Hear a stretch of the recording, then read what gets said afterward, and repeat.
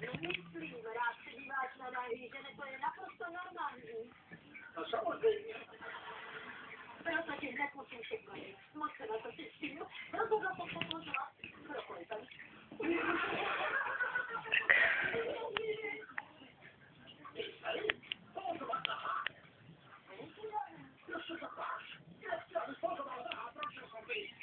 Ty máš tenhle popis rád?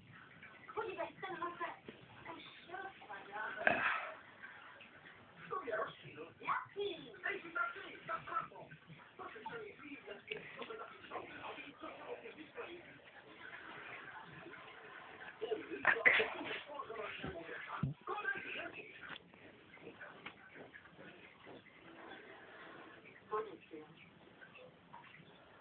Dobře se teď podívej na tyhle mý prstíčka, no ne? Příště, až je uvidíš, tak budou oštěný.